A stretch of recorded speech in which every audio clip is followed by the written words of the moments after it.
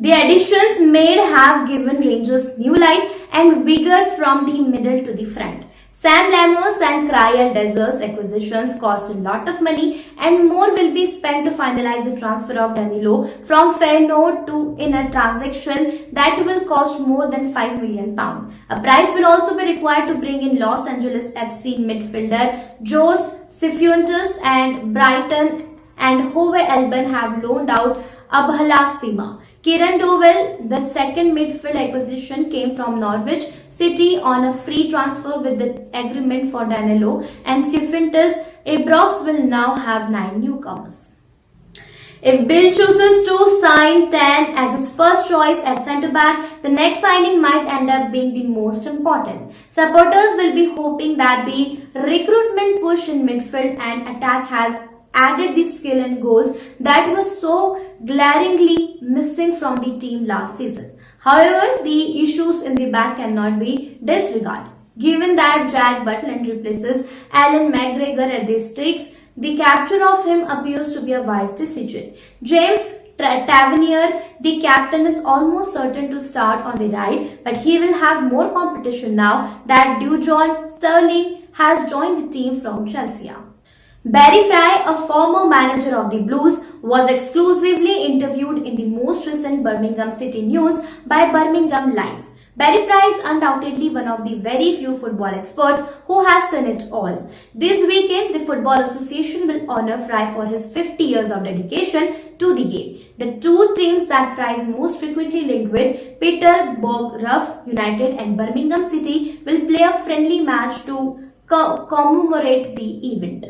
He spent time as Pat Boroff's manager, chairman and the owner, but he doesn't look back on the latter with much nostalgia. He has been the club's director of football for nearly 20 years. Then he led the team to a league and cup double over 30 years ago before handing the reins off to the late, great Trevor Francis. Fry had the same zest that made him a fan favourite among Blues supporters.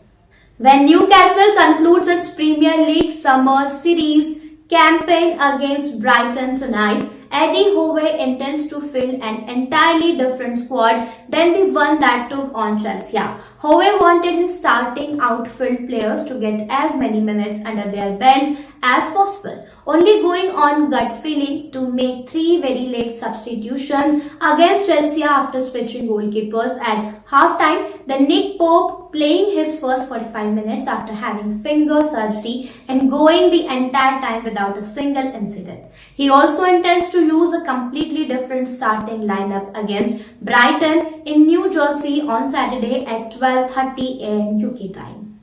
Howe declared that will change everyone, or at least we hope to, mentioning Callum Wilson, Harvey Barnes and Bruno Guimaraes as some of the newcomers. We believe that was the right thing to do with 2 games in 3 days. However stated, we tried to stick with one XI against Chelsea and try to get them to go far as long as we could, 90 minutes if possible. In the end, I went with my gut instinct and considered who we needed to safeguard after trying to get 90 people in. I am also talking to my workers about now to prevent injuries because that's when we are most vulnerable.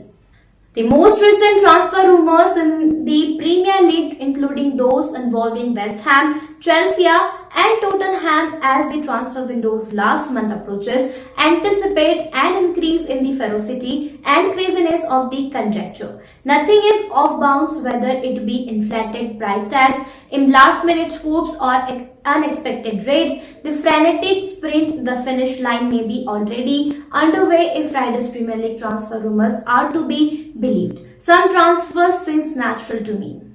You can picture the player in question walking out of the number of top flight tunnels across the country wearing their new club's unusual colours even before they are officially introduced. Such a move had Scott McTominay going to West Ham. Dharmesh Seth of Sky Sports report that the Hammers and Manchester United have had initial talks about replacing Declan Rice with the Lancaster-born midfielder this summer, as well as discussing a possible transfer for defender Harry. However, it is acknowledged that the two clubs' current assessment of the two players are still somewhat distant.